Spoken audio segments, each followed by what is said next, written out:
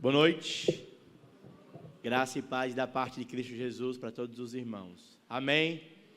Que alegria estar aqui no último domingo do ano, para abrirmos a palavra de Deus e meditarmos a respeito do que o Senhor deixou para nós. E para a noite de hoje eu gostaria de te convidar a abrir naquele livro que tem um dos nomes mais bonitos de toda a Escritura. O Evangelho de Mateus. Muito bem, os irmãos acertaram. Capítulo de número 6, versículo de número 19. Mateus, capítulo 6, verso de número 19. É o meu plano expor até o verso 34. E para isso, então, eu queria te pedir que depois da leitura, você permanecesse com a Bíblia aberta no texto, olhando para o texto, mais do que para mim. Mateus capítulo 6, quero pensar com vocês sobre o tema, quando Deus é o nosso tesouro. Indiana Jones, quantos aqui conhecem?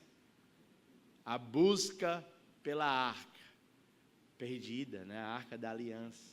Talvez uma das trilhas sonoras mais marcantes do cinema. A franquia é composta de um aventureiro arqueólogo que caminha em busca de um tesouro perdido.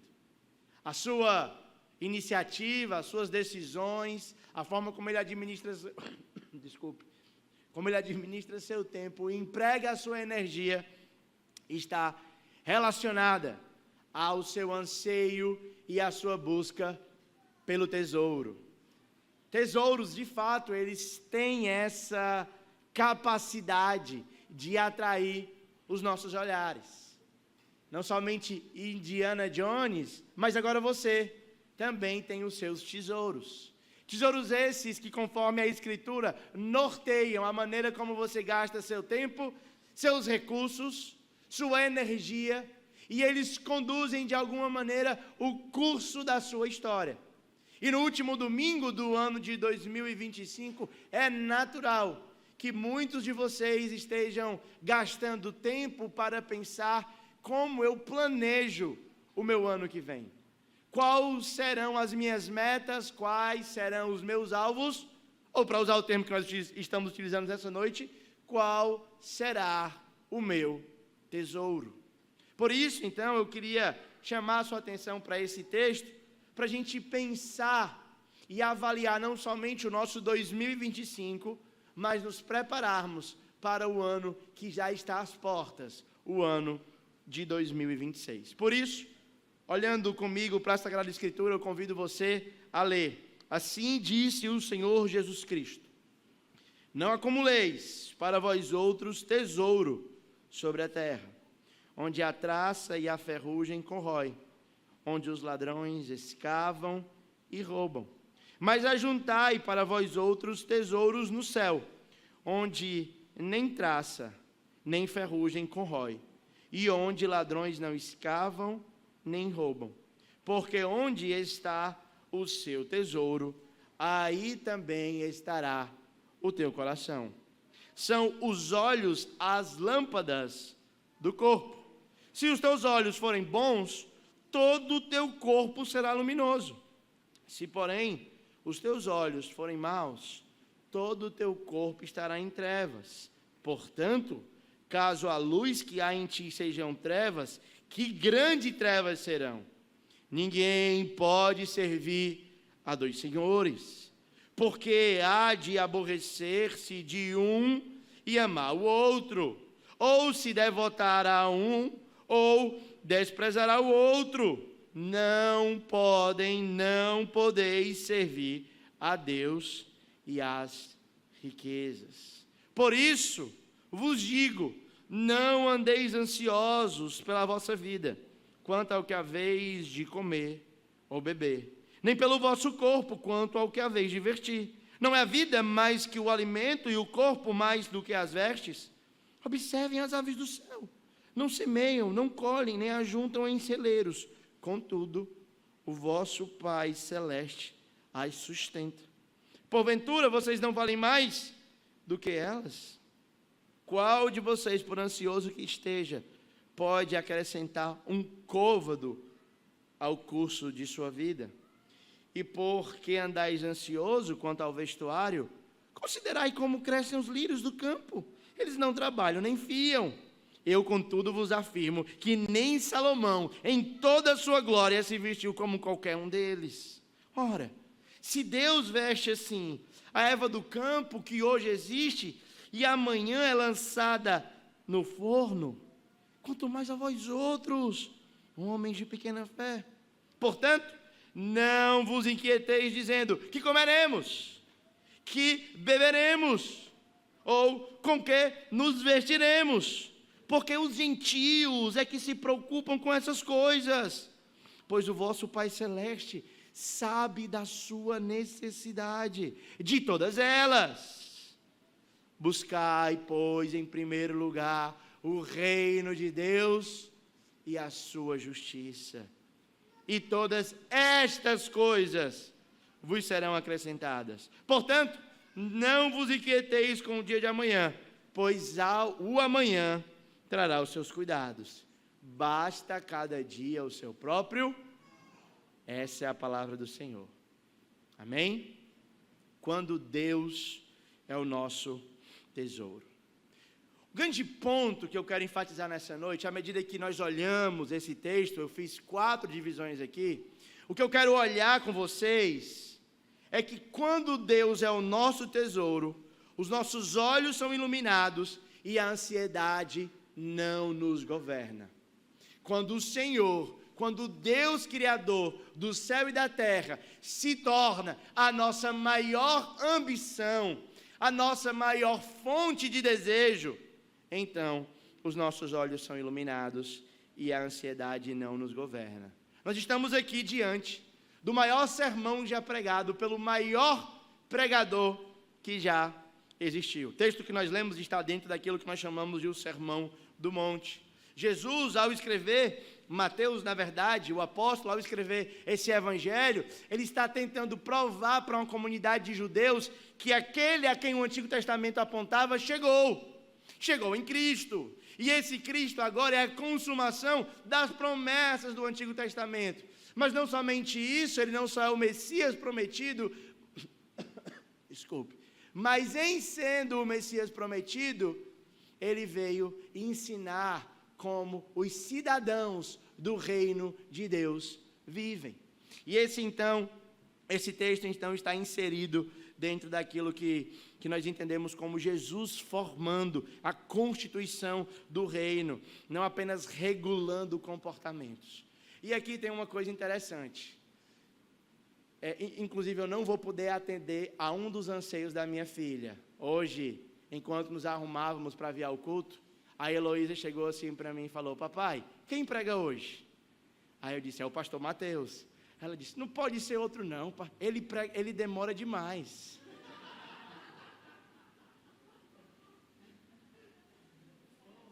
E as crianças têm que estar na salinha, aquela coisa toda.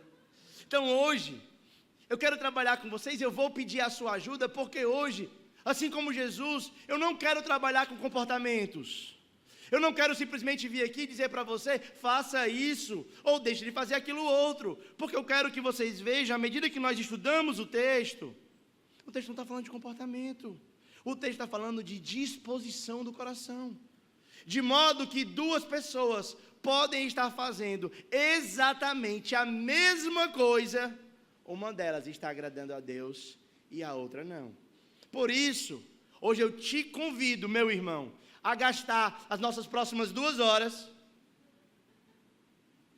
você me ajudando a pregar, avaliando a sua vida e talvez dando a sua melhor energia mental do dia para o próprio benefício da sua alma, para que a gente veja como é que vive um cidadão do reino de Deus. O texto toca em um tema muito sensível. O texto fala de economias e de finanças, e é sensível principalmente porque nós estamos no Brasil, um país cujos governantes têm pouca hospitalidade ao conhecimento em sua mente.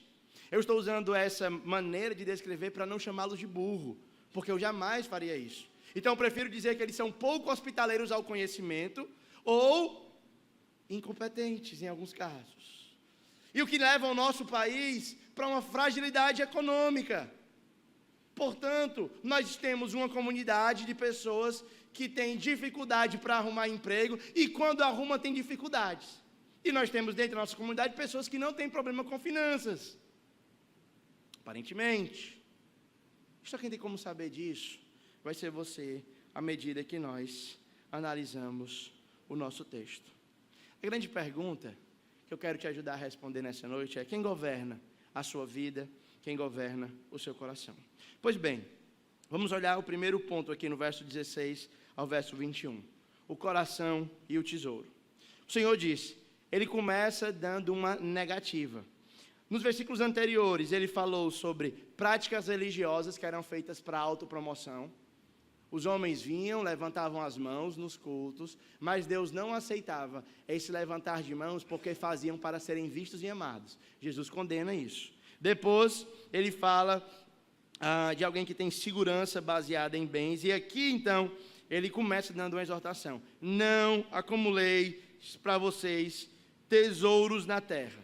E ele dá duas razões pelas quais ninguém deve acumular tesouro na terra. Primeira razão é porque a traça, ela come e os ladrões cavam e roubam. Aqui não é uma profecia para o que aconteceu no Banco Central, não é, mas é porque as casas eram de barro e aí os ladrões eles podiam cavar e entrar. O que não significa essa ordem de Cristo? Não significa que o crente não deve ser previdente. Lembra de Provérbios? Vai ter com a formiga, ó preguiçoso. No período do verão, ela trabalha e ela junta para que no tempo do inverno ela tenha com que comer.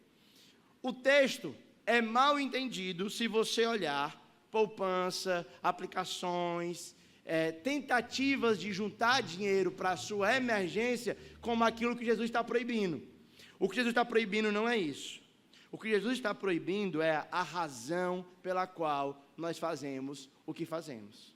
E aí ele proíbe, não faça esperando o reconhecimento terreno. E em contrapartida, ele dá uma ordem.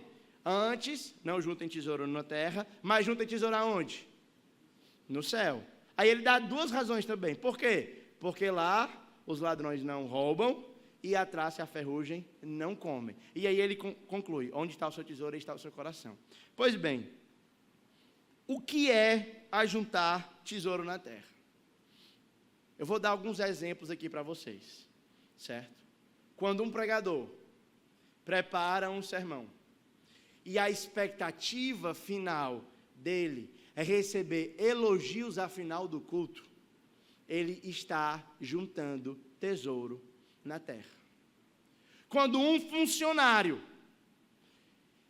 trabalha e busca excelência naquilo que faz, para ser reconhecido como o melhor do setor, para ser admirado pelos seus pares, para que o seu patrão veja como ele é diligente, e em vendo ele ser diligente, ele vai receber cargos de promoção, ele está fazendo o trabalho para si mesmo. A dona de casa, quando arruma aquilo que Deus a confiou, com o objetivo de não ter as pessoas pensando dela mal, ela está juntando tesouro na terra. Eu vou arrumar a casa, já pensou o que as pessoas vão pensar de mim? Pais, quando criam os filhos, e os disciplinam, e os corrigem, e não querem que os seus filhos sejam mal educados, para que as pessoas não pensem mal deles, estão juntando tesouro na terra. Maridos, quando fazem o que fazem por suas esposas, pensando em reciprocidade, em reconhecimento, em benefício, estão juntando tesouro na terra. Por isso, não é sobre fazer o certo. É sobre o que você espera quando o certo é feito na sua vida. A juntar tesouro no céu vai levar o pai a educar o seu filho, não para ele ser respeitado pelos seus pares, mas para que ele seja fiel à atividade que Deus confiou. Ajuntar tesouro no céu vai levar o estudante a ser diligente, não para receber a medalha de melhor aluno da turma, mas porque ele quer honrar a Deus com o seu conhecimento. O funcionário vai fazer aquilo que lhe cabe, ele não vai ficar matando, ele não vai chegar atrasado, ele não vai ficar no WhatsApp, ele vai ser diligente, não porque ele quer promoção, mas porque ele quer ser fiel a Deus acima de tudo. Então você precisa treinar a sua mente para perceber que a sua vida com Deus, ela não pode se restringir às 2 horas semanais que nós temos aqui.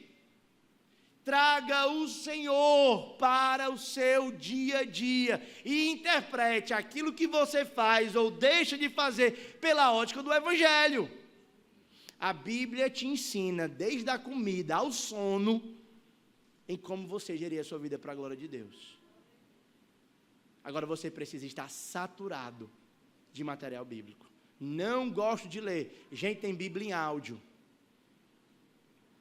Você pode escutar, ouça um podcast cristão, leia livros, tente ouvir música, se cerque, sature, treine a sua mente para ter o máximo de disposição possível aquilo que é diretamente ligado a Deus, porque assim você vai recebendo gordura para a alma, para que você possa esticar os seus bíceps espirituais. Gostou dessa aí, Valdinei? Faça uma série até a falha. E a EBD, o culto e os estudos bíblicos vão ser testosterona, hemogenin, GH. Posso ouvir um amém? Eles vão potencializar os seus resultados. Porque você precisa ter como alvo central da sua vida, em 2026, terminar com a alma robusta. Os olhos são a boca da alma. Alimente-os com luz. Alimente-os com o Evangelho. Amém? Terceiro ponto. Os 2 senhores. Ninguém pode servir a 2 senhores. Por quê? Porque você vai agradar um e vai aborrecer outro. Você vai amar um e desprezar outro. Não podeis servir a Deus e às riquezas. A gente está numa época, eu olho aqui, essa visão aqui é muito privilegiada, certo? Então, olho aqui para vocês, eu consigo perceber que a maioria tem uns 4 que tem 4 trabalhos, 4 empregos, um bocado aqui, né? Quem tem mais de um emprego, levanta a mão aqui, por favor, só para me saber. Mais de um emprego. Pouco, né? Tá achando que deve ter mais. Tem mais de uma atividade por semana, assim. Cadê a Karine? A Karine, ela tem 8 empregos, a Karine. A última vez eu contei, né? Então, mas a gente está numa época em que não havia liberdade, direito trabalhista e liberdade. Então, um escravo, ao se tornar escravo, ao se tornar funcionário, um CLT da Palestina do primeiro século, ele só podia trabalhar em um emprego. E o ato dele de gastar o seu tempo e a sua energia servindo a esse camarada, implica necessariamente em ele não estar no outro. E Jesus está dizendo, olha, só existe 2 deuses. E você precisa escolher a quem você vai servir. A Deus ou a Mamon, as riquezas. De novo, o que está sendo encorajado aqui não é, Deus não está condenando quem é estribado. Estribado é quem tem dinheiro, igual eu. Certo? Não é isso. Abraão era rico e foi chamado amigo de Deus. José de Arimateia era rico e foi ele que deu turno para Jesus. Ser rico, porque tem algumas pessoas que dizem assim, não, rico é do cão. Rico é do cão. É opressor, oprime, só conseguiu a riqueza porque oprimiu os outros. Já viu essa conversa? Pronto, aí tem uns crentes que acabam reproduzindo isso aí. Na Bíblia, isso não é verdade. Porque as pessoas dizem assim, o dinheiro é a raiz de todos os males. Alguém já viu isso aqui? A família que tem estribado, depois que o pai morre, os irmãos tudo briga pelos terrenos. Já viu isso aí? É mentira. não é o dinheiro que é a raiz de todos os males. É o amor ao dinheiro que é a raiz de todos os males. Então, o que ele está dizendo é que, na vida humana, as pessoas, elas acordam e dormem por uma razão. Elas fazem o que fazem e deixam de fazer o que deixam de fazer por uma razão. E grande parte dessa razão tem a ver com ganhar mais dinheiro. Porque algumas pessoas dizem assim, ó, se eu ganhar mais dinheiro, eu vou poder viajar para um lugar melhor. Viajando para um lugar melhor, eu vou ser mais feliz. E aí eu preciso ganhar mais dinheiro para me ser mais feliz. Ou eu vou comer uma comida melhor. Comendo a comida melhor, eu vou ser mais feliz. Eu vou ter uma roupa melhor, tendo uma roupa melhor. As pessoas vão perceber como eu sou bonito. Se você precisa de uma roupa melhor para as pessoas perceberem que você é bonito, sinto lhe informar. Certo? Mas o ponto aqui que ele está trabalhando não é você ter ou não dinheiro. É o quanto que o seu dinheiro te tem. O quanto a sua condição financeira ela é relativa na hora de determinar a maneira como você organiza a sua agenda. Relativa por quê?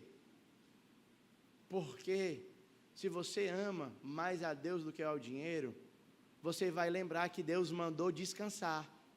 E que descansar é um ato de fé. Só descansa quem confia em Deus. Aos seus amados Ele dá. Enquanto faz o quê? Enquanto dorme. Quem quiser, inclusive, tirar um cochilo para ver se Deus abençoa aqui na hora do culto, fique à vontade. Mas quando você para, você está dizendo para si mesmo, para a sua própria alma, dizendo, ei, o dinheiro não me governa. Ei, eu vou tirar um tempo para me adorar ao Senhor. Alguns irmãos, poucos irmãos sabem, mas eu tive um período de burnout na minha vida. Inclusive eu desenvolvi meu problema no pé por conta de estresse emocional. E aí eu fui pro médico, né? Aí a doutora avaliando, ela olhou pro meu pé e disse assim, você trabalha com o quê? Eu disse, eu sou pastor. Aí ela disse, me descreve a sua rotina. Eu descrevi a rotina, né? Aí ela disse assim, você sabia que Deus mandou descansar? A dermatologista, lá da clínica assim, da Frei Cirilo, ainda me lembro. Se você sabia que é um mandamento descansar, aquela palavra entrou no meu coração. E eu percebi que o meu ato de trabalhar muito, aquela ilusão, vou passar a noite acordado, lendo muitos livros, vou viajar para pregar, uma arruma de lugar, vou fazer um bocado de coisa e tal, e tal, e tal. Ela indicava um coração incrédulo, com medo de parar, porque se eu parar, as coisas não vão funcionar. Se eu parar, minha casa não anda. Se eu parar, a igreja não anda. Se eu parar, o trabalho não anda. Se eu parar, os meninos não andam. Se eu parar, não sei o que, não sei o que. Mas deixa eu dizer uma coisa para você, isso é mentira. Deus parou. E você também precisa parar. Para que você não se pegue escravo de uma busca por dinheiro. Aprenda, o descanso é necessário. Agora, descanso não é só dormir. Qual é o dia de descanso na Bíblia? No Antigo Testamento? O sábado. E qual era a principal atividade que o povo de Deus fazia no sábado enquanto descansavam? Eles cultuavam ao Senhor. Por isso, eu quero desafiar toda a nossa membresia a fazer de todos os domingos de 2026 o dia do Senhor. Você tem 7 dias na semana. Tire um dia para a família, o dia do trabalho, o dia do estudo, o dia de arrumar a casa, mas faça o possível para que dentro do seu planejamento anual, o domingo seja resguardado para o descanso em comunidade com o povo de Deus, para louvor e adoração do nome de Deus, para que a sua melhor energia, o seu melhor tempo, a sua melhor força seja empregada aos domingos. O meu domingo, eu vou dar os outros dias, vou ter o dia da família, o dia do trabalho, o dia de arrumar a casa, o dia de fazer comida, o dia de dormir. Mas o domingo vai ser o dia que eu vou até acordar um pouquinho mais tarde, vou para a IBD, chegar um pouquinho mais cedo para o culto, vou ficar um pouquinho a mais. Eu desafio os irmãos a fazerem do domingo de 2026 o dia do Senhor. O dia em que você vai servir a Deus. Servir aqui no texto indica lealdade de tempo, energia e recurso. Não existe serviço de boca sem empregar tempo. E eu queria lhe convidar você a empregar o seu melhor tempo para você se reunir com os irmãos e prestar um culto ao Deus vivo em 2026. Amém? Que o Senhor possa ver a nossa lealdade, não somente na nossa boca, mas que a nossa agenda fale ou responda a pergunta, quando alguém perguntar, qual é o seu principal tesouro na vida? E alguém não escute da sua boca, mas olhando para a sua agenda, responda, o principal tesouro dessa pessoa é Deus, é o Senhor. Amém? Se sobrar um espaço, acrescente 1h30 na quarta. Você vai ser nutrido espiritualmente também. Pastor, não dá para me vir toda quarta. Amém. Venha uma a cada 2 meses. Uma por semestre. Comece a vir uma por ano. Mas organize-se para servir ao Senhor, para gastar tempo nas atividades da igreja. Amém?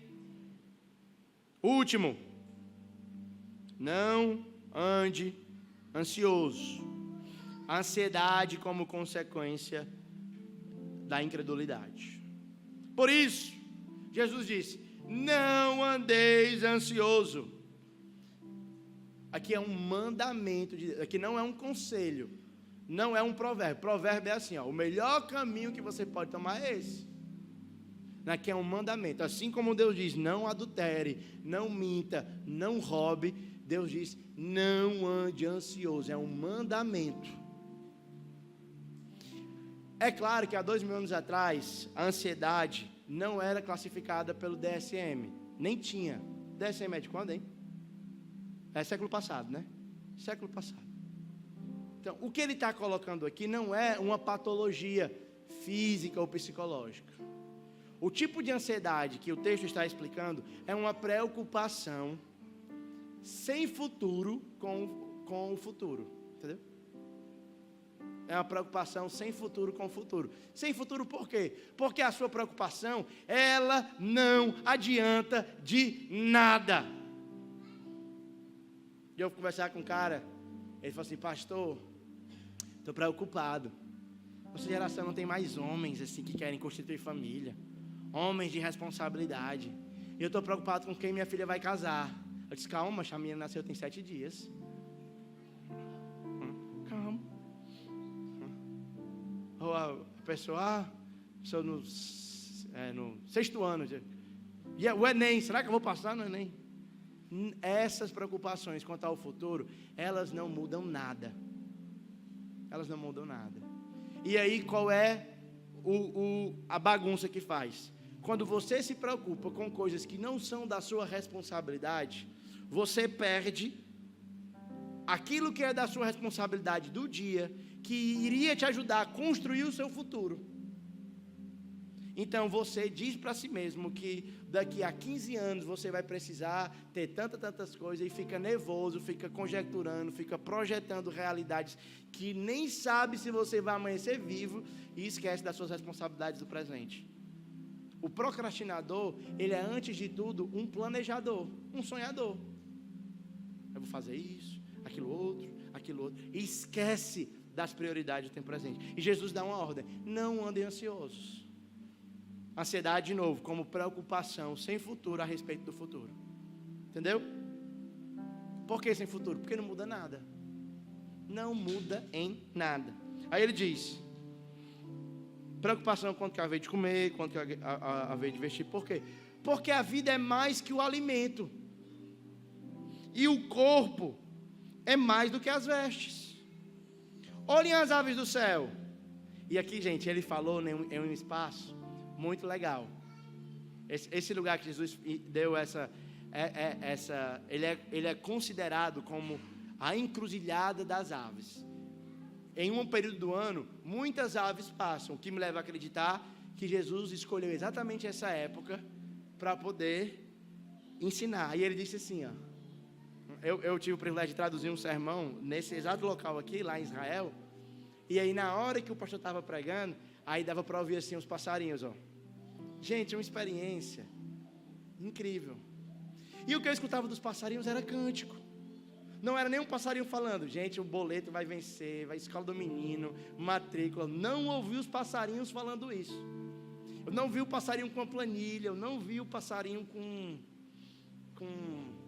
o livro de metas, né? Não, eles estavam cantando.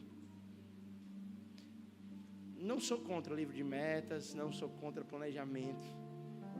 O que nós somos, o que o texto é contra, não sou eu, que o que eu falo não importa. É uma preocupação sem futuro a respeito do futuro. Amém? Então não seja um preocupado sem futuro. Preocupe-se com coisas de futuro. E o que são as coisas de futuro? O mal do dia de hoje. O texto segue. E aí no verso 27 ele faz uma pergunta, olha: qual de vocês, por mais preocupado, por mais diligente, por mais planilhado que seja, consegue mudar uma realidade estabelecida por Deus? A Bíblia diz, Salmo 139, que Deus escreveu todos os nossos dias no seu livro. Quem consegue entrar no céu, tirar a caneta da mão de Deus e, por mais preocupado que seja, alcançar 15 minutos, Senhor, eu preciso de mais 15 minutos porque eu queria ver minhas filhas crescendo. Senhor, eu queria mais 15 minutos porque eu queria pregar meu último sermão, eu queria fazer não sei o quê. Alguém consegue fazer isso? Não. Portanto, a ansiedade sem futuro, ela mina a energia a respeito daquilo que você pode fazer no presente. Considerai os lírios do campo. Eles não trabalham, nem fiam. Contudo, eu vos afirmo que nem Salomão, em toda a sua glória, se vestiu como qualquer um deles. Não tinha Zara nessa época aqui, né? Nem o Beco da Poeira, ou Tudo é 10, ou Centro Fashion. Não, era Deus. Deixa eu dizer uma coisa para vocês: o Deus que vestia naquela época continua vestindo e cuidando dos animais ainda hoje. Não pense que quem cuida do mundo é a mãe natureza. A mãe natureza não existe. O pessoal, não, é a mãe natureza que... Olha que como a mãe natureza é generosa. É isso. Quem crê em mãe natureza é um passo para quem é em signo. Entendeu? Aí, depois que crê em signo, se você acredita que a ordem dos astros, na hora do seu nascimento, influencia a sua personalidade, você não bate bem na cabeça. No mínimo. Certo? Então, gente, o que está falando aqui? Deus, Ele faz o sol nascer e se pôr. Deus alimenta cada animal. Né? Aqui, cachorro de rua, já viu cachorro de rua? Gato de rua? Por mais que a negada faça o mal, Deus sempre providencia água e bebida para os bichinhos. Se você acha que Deus faz isso com os animais, imagina com você, meu lindo, minha linda. Por ser imagem e semelhança de Deus, na estrutura da criação você é mais importante. Deus cuidará de você. Deus cuidará do seu 2026. É Deus que vai alimentar em 2026. É Deus que vai lhe vestir em 2026. É Deus que vai lhe dar um teto em 2026. É Deus que vai cuidar da sua vida em 2026. E o verso 33, então, ou na verdade o verso 32, ele diz: o Pai sabe das suas necessidades. Gente, Deus sabe daquilo que você precisa. O Senhor, Ele sabe das suas necessidades mais do que você. Confie nele. Ele é o Deus bondoso. Irmãos, Paulo pergunta: ora, se ele não poupou o seu próprio filho, Deus moeu o seu filho na cruz para nos salvar. Se um Deus capaz de moer o próprio filho na cruz não suprirá todas as suas necessidades, Ele vai suprir. Portanto, dia após dia, olhe para si mesmo e pregue essas verdades para a sua alma. Deus me conhece, sabe o que eu preciso. Ele não vai me deixar faltar nada. Tem a música do Salmo 23, né? Se o Senhor é o meu pastor. Aí eu acho legal que ele diz: aquilo que eu não tenho, eu não preciso. Mas aquilo que eu preciso, que é necessidade, não vai faltar. E aí ele termina onde eu queria que fosse o ponto máximo do sermão dessa noite, no verso 33. Ele dá uma ordem, que eu queria que fosse a sua ordem para 2026. Eu queria que agora você imaginasse, você e o Senhor, e você chegando assim diante do Senhor e dizendo assim: Pai, o que é que o Senhor quer para o meu 2026? O que é que o Senhor quer para a minha vida no ano que vem? E eu quero acreditar que o Senhor diria o seguinte: busque em primeiro lugar o reino de Deus e a sua justiça, e todas essas coisas serão acrescentadas. Busque em primeiro lugar o reino de Deus e a sua justiça, e todas essas coisas serão acrescentadas. Faça de Deus o maior tesouro da sua vida. Não viva, meu irmão, dominado pela ansiedade. Viva dominada pelo serviço. Não se quiete com o dia de amanhã. O amanhã trará o seu próprio mal. Hoje é um tempo de celebração. Nós estamos celebrando pelo ano que se passou. Talvez você chegou até aqui e teve um ano difícil. 2025 talvez para você foi um ano difícil. Você chegou até aqui. Você conseguiu caminhar, entende? E nós estamos aí para romper um próximo ano. E eu queria que no topo das suas metas você avaliasse a sua vida e perguntasse: como eu posso fazer de Deus minha principal ambição? Como é que eu posso reverter as ordens de prioridade? Eu não estou falando de você deixar de fazer o que você faz, mas mudar, não o como, nem o que, mas mudar os porquês da sua vida. Porque eu trabalho, porque eu me alimento bem, porque eu cuido do meu corpo, porque eu durmo, porque eu tiro férias, porque eu sou um bom marido, porque eu sou uma boa esposa, porque eu sou um bom filho, porque eu sou um bom pai, porque eu sou membro de uma igreja. E que você encontre no final de todas as respostas aquilo que no catecismo que a gente ensina para as crianças: qual é o fim principal do homem? O fim principal do homem é a glória de Deus. Ela me ajudando a pregar aí, ó. Então que você encontre nas suas respostas últimas: sirva a Deus, envolva na sua igreja local, invista no reino e caminhe em comunidade. Dê o melhor do seu dinheiro com alegria para o reino de Deus. Ei, eu não estou falando para a igreja. Parte do reino de Deus na sua vida avança por meio dessa igreja, mas o reino de Deus é maior do que aqui. Dê o seu tempo para o reino de Deus. Ei, o reino de Deus é mais abrangente do que essa igreja. Essa igreja faz parte do reino de Deus na sua vida, mas gaste o seu tempo para a promoção do reino de Deus.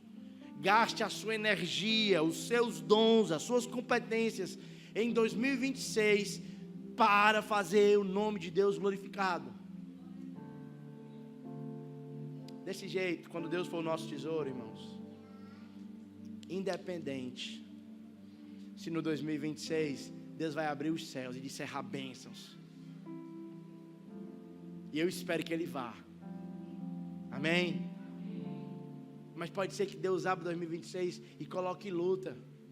Irmãos, eu já passei tempo demais no gabinete lidando com o problema de vocês para vir aqui e dizer que eu profetizo melhor na sua vida. Eu não sou palhaço. Não importa o que acontecerá na sua vida, se você vai desfrutar das melhores taxas de colesterol na sua vida, ou se você será atingido por um câncer. Se Cristo for o seu maior tesouro, 2006 vai ser um melhor ano, independente de fatores externos, porque nada pode nos separar do amor de Deus que está em Cristo Jesus. Se a sua família crescer ou diminuir, ainda assim, em Cristo como seu último e maior tesouro, haverá motivo de louvor a Deus ao final do ano. Portanto, não condicione o contentamento, a alegria da sua vida e do seu ano para as experiências terrenas. Mas diga: na vida e na morte, nós somos do Senhor. Na saúde e na doença, serviremos ao Senhor. Na fartura, na promoção, mas também no desemprego, nós somos do Senhor. Ele será o meu tesouro, a minha maior ambição em 2026. Amém? Se você gostaria de orar comigo, eu convido você a se colocar de pé.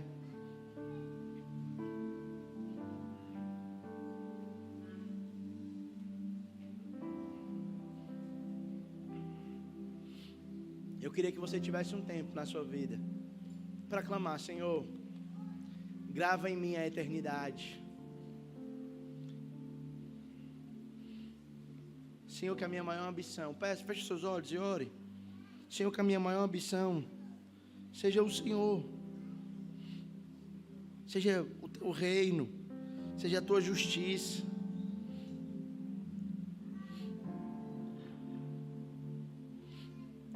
Entregue-se ao Senhor, faça dele o seu maior tesouro. Tome um tempo de oração, reflita no seu lugar.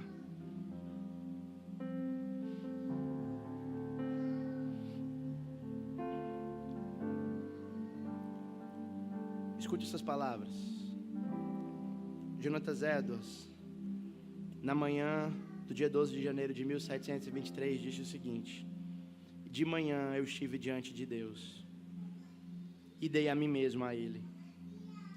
Dei tudo o que eu sou e tudo o que eu tenho a Deus, de modo que eu não sou em nenhum aspecto meu. Eu não posso disputar por direito algum na minha mente, na minha vontade, nas minhas emoções. Eu não tenho direito algum sobre o meu corpo, sobre qualquer um dos meus membros. Eu não tenho direito sobre a minha língua, sobre a minha mão, sobre os meus pés. Nenhum direito sobre os meus sentidos, sobre os meus olhos, sobre os meus ouvidos, sobre o meu olfato e sobre o meu paladar. Eu dei a mim mesmo, abertamente. Eu não conservei nada como minha. Eu estive diante de Deus nessa manhã e disse-lhe que me dei ao Senhor inteiramente. Eu dei a Jesus todo o poder, a fim de que no futuro eu não contenda por direito algum sobre mim mesmo, em qualquer aspecto. Nessa manhã eu disse que fiz de Deus o meu tesouro e a minha felicidade, não olhando para coisa alguma como parte da minha felicidade, nem agindo como se fosse possível ser feliz a parte de Deus, como primeiro lugar na minha vida. Eu disse que tomei a sua lei por constante norma de minha obediência, e que eu lutaria com todas as minhas forças contra o mundo, a carne e Satanás, até o fim da minha vida. Eu creio em Jesus, eu o recebo como o meu príncipe e salvador, e eu me prendo à fé nele e à obediência ao Evangelho, por mais arriscado e difícil que for confessar e praticar. Eu dei a mim mesmo a Deus, eu fiz dele o meu principal tesouro. Senhor, está aqui o teu povo. Nós estamos finalizando o ano, Senhor. Nós estamos prestes a iniciar um novo ciclo. E para esse ciclo, Senhor, nós te pedimos, Jesus, dar-nos a Cristo e Ele somente, mas dar-nos também, Senhor Deus, anseio pelo Teu Filho. Grava em nós a eternidade. Ilumina com Tua palavra e com Teu Evangelho o nosso corpo, Senhor. Senhor Deus, nos dá energia, nos dá um senso de entrega, nos dá, Senhor Deus, um anseio para Te servir como nunca antes servimos em nossa vida, Senhor. Nos dá amor por Ti, nos ensina a Te amar em primeiro lugar, e todas as coisas, Senhor Deus, serão ordenadas. Nos ensina a Te amar com toda a nossa força, com toda a nossa alma e com todo o nosso entendimento, para que nós possamos amar o próximo como a nós mesmos. Senhor, nos ajude, Pai, ajuda essa igreja, ajude cada irmão. Em nome de Cristo eu Te oro e Te agradeço.